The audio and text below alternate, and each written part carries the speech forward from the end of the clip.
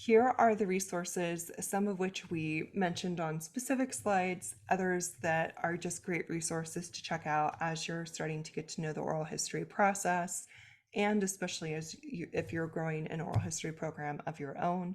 There's a couple different publications to check out depending on what area of the oral history part you would like to get to know more of. And then, of course, the Baylor University Institute for Oral History.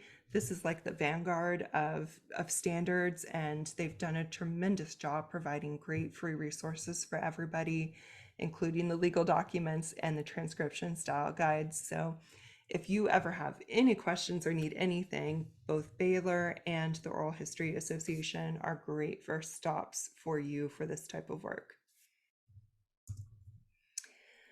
This concludes our official webinar. We have some questions coming up, but please feel free to email me, rachel@relicura.com. And if you're interested in the other webinars we've done so far, you can always go to the YouTube channel with the handle @relicura. A quick thank you before we get into questions. And we got a few specific ones. So I'll go through these and then we'll have a slide card up for us to finish up questions in the chat. So question number one, and I provided some of the backstory because I loved it. While in Alaska in 2003, we had the opportunity to visit a dear old Alaskan friend who was a commercial fisherman in the late 1940s up until our visit in 2003. I had taken my little recorder and we had an amazing conversation about the old days of fishing across the Cook Inlet from Kenai. I hope it's Kenai. If not, please tell me how to say it.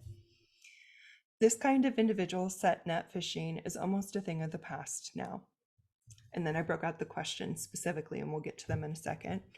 I have 6 hours of recording his fascinating and colorful experiences, but how to condense and have it digitized has been my conundrum. Taking the spoken word and making it digital so I can edit and have it as a printed story. I will retain his words and his voice simply because of the inflections, but want to take it to the next level for a written story. Although this is not the usual oral history, an aside, I did take a day class from Oregon's state oral historian in the 1990s. But feel this casual conversation deserves to be documented as it speaks to the old days with not only of Alaska, but fishing. I'm hoping this oral history class will shed some light on how to preserve his memories and experiences. So, love the story. First of all, thank you for sending me such a lovely, there was some more of it. I tried to condense, so forgive my editing, but thank you for that and the great questions. First of all, any sort of oral documentation, especially if it's recounting experiences and chronicling history, can be called an oral history. There's no, like, you don't need an official button or to have taken an official course to have this type of record be considered an oral history. So I just want to affirm that the work that you have done definitely counts. And I want to affirm no matter what you do with the recordings, digitization, printing, written word, etc., the desire to retain his original words and voice simply because of the inflections. I just want to reemphasize for everybody that there is so much information and so much value in hearing the spoken word and in seeing a person telling their story. So even if we could get the transcript, or even if we could do something that altered where we no longer had access to hearing, in this case, his voice, or seeing him tell this story, there's quite a bit of contextual information that would be lost then, as well as a bit of the magic, right? Like the reason why, well, the first reason why we do oral history interviews is for the historical record, but the second reason why we do them is because we enjoy them and it's connecting with fellow human beings. So keeping the human aspects in there, for example, his inflections, the way he tells the story, the way he may gesture when he tells the story, all of those are incredibly valuable, either from historical contextual information or from a human connection perspective, past and present. So now that I have giving you some thoughts on what you didn't ask about. Let's get to your actual questions. So I did have a couple answers on this one. So if you would like to get the recording digitized, because I imagine if it was in 2003, if you were in the program I was in at the time, it was microcassettes we were using. But regardless, finding a digitization vendor is usually a good way to go, especially if it's a finite amount of material that you have. Digitization vendors have all sorts of antique equipment and things set up where it's much easier for them to just very quickly and efficiently digitize your recordings. So it's a good first solution you could do. And or if you want to learn how to do it by yourself, or if you're worried about having someone else do it, researching and acquiring the tech that you need to digitize is also an option. So again, this is where YouTube is a great resource on figuring out what it is that you need. And then if you need like the antique technology to play the cassettes, eBay is usually where all of us archivists go and get our antique tech to do our own digitization. So I recommend checking out eBay or one of your local repositories to see if they have what you need. And then in terms of transcripts, you could generate it that in our transcript section, how we talked about it. But either way, I'm so thrilled that you submitted that question. And there's several different options you can use in order to make it digital or make it into a written story. So I'm just so glad that you're continuing to enjoy that moment or moments that you had with your friend. Next question. Which are the best transcribing software apps/programs for turning audio files into written documents? So this is definitely going to change every year, especially for the next few years, because there's always bigger and better products. The leaders for the moment in the AI pack tend to be Otter AI or Rev.com. Those, at least in my particular circle of oral historian type folks, those are the two I hear the most.